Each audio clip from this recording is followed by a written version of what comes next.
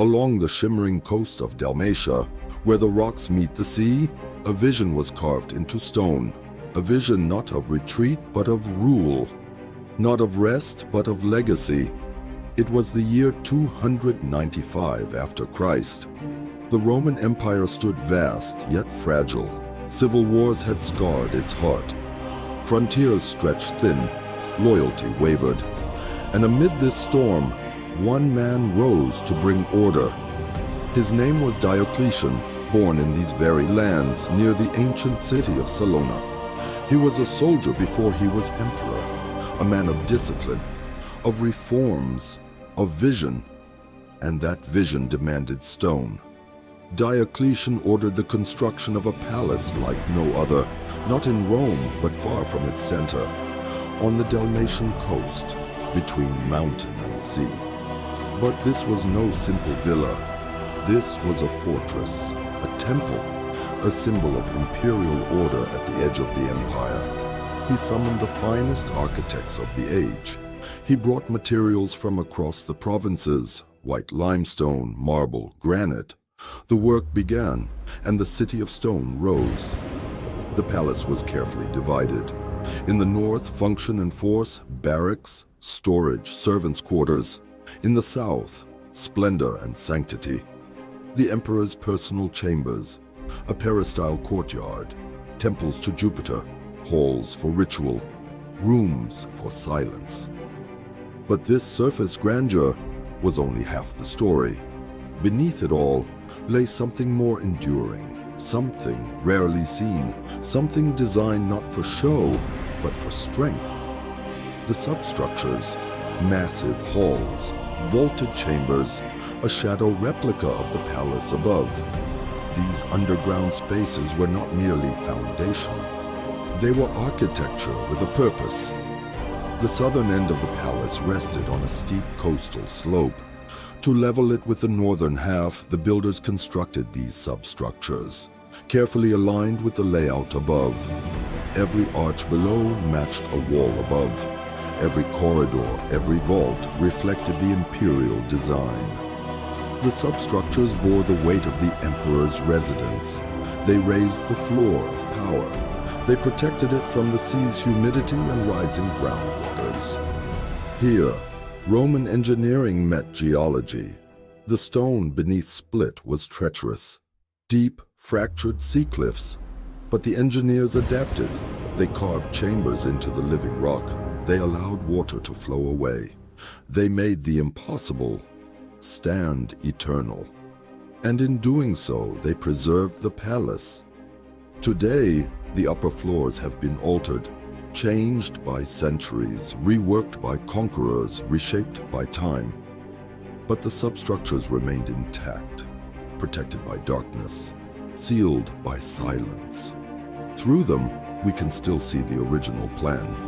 The true shape of Diocletian's dream, not in marble, not in gold, but in stone. These underground halls are more than supports. They are memory. They are map. They are the foundation not just of a palace, but of an empire's final breath. I am Romulus, and what lies beneath is where the true weight of power was held. The Roman Empire had fallen. Time had shifted. Diocletian was long dead, his reforms forgotten, his successors divided, and yet the walls remained. The palace, once a beacon of imperial might, became something else. The city of Split began to grow, directly above the bones of the ancient stone. The columns of the peristyle became part of new streets. The emperor's halls were reshaped, reused, repurposed, but underground. The world of Diocletian remained untouched. The substructures, deep beneath the feet of the living city, sheltered in silence and stone, they continued to endure, century after century. But even in that silence, there was purpose. In the early Middle Ages, when war and migration swept the land, people came here, not as rulers, but as refugees, survivors from nearby Salona, the poor, the forgotten. They carried timber into the great chambers, built crude shelters, lived where once the emperor had stood. What had once lifted up power now gave protection to the powerless. Archaeology tells the story plainly. Wells were dug in corners, olive and wine presses were installed. People lived here, worked here. The halls were dark, but never dead. And as life above grew, waste and rubble began to fall below. Trash, broken pottery, fragments of walls and roofs. The substructures became a dumping ground. Layer upon layer, they filled with the remains of new lives. And strangely enough, that is what saved them. The debris sealed the halls, protected them from rain and fire, from war, from change. No renovation reached this deep. No enemy destroyed what was already hidden. So they remained. And when the 20th century came, and with it a renewed hunger for Rome's forgotten past, archaeologists began to dig. What they found was extraordinary. Entire halls emerged, vaults intact, symmetry preserved, not ruined, only buried. And within the stone, surprises. Walls older than the palace itself, fragments of Roman buildings long lost, the remains of a shrine to the water nymphs, a nymphaeum, marble tables once used in imperial banquets, and traces of the medieval families who once called these halls home. Everything layered, like the pages of a book, a chronicle in stone. The substructures became more than architecture. They became a story of empire, of survival, of memory preserved by shadow. I am Romulus, and I tell you this, in these chambers, the stone speaks. It tells of power, of flight, of silence, that even centuries could not erase. 8. As archaeologists dug deeper, they found more than walls. They found order, symmetry, reflection. The substructures were not random. They were an exact mirror of the emperor's private residence above. And because the upper palace had been reshaped, damaged, and overwritten by time, what lay below became the key. Through these underground halls, scholars could reconstruct what had once stood above. The dining rooms, the emperor's quarters, the ritual chambers. Every arch down here matched a long-lost space above. Every corridor, a memory of vanished power. But these substructures were more than a blueprint. They told a deeper story, a story of transformation. What once upheld a single man's will later gave shelter to many. What once raised imperial glory later bore the weight of common life. And so the restoration began. In 1959, the western halls were opened to the public, a quiet step.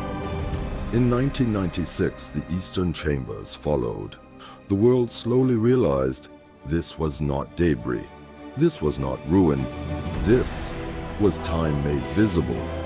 Today, visitors walk beneath the city of Split, beneath the stone-paved markets, beneath the voices of merchants and tourists.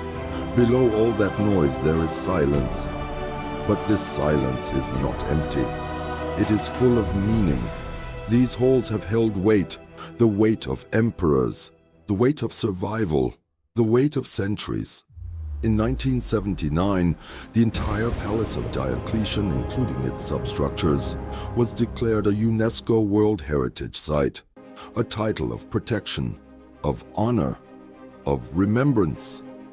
But even that title is too small, because what has been preserved here is more than stone. It is memory, a history that holds its breath beneath our feet. Beneath the foundations of Split lies a lesson, that all greatness rests on the unseen. That what stands does so only because something deeper holds it. And that the legacy of Rome lives not only in triumphal arches, but in depth, in silence, in shadows beneath the light. I am Romulus, and I tell you this, what we see is only the surface. The true story of Rome lies below, carved in stone, forgotten and returned. This was the heart beneath the crown, the shadow beneath the glory, the soul of an empire carried on the sea breeze of Dalmatia.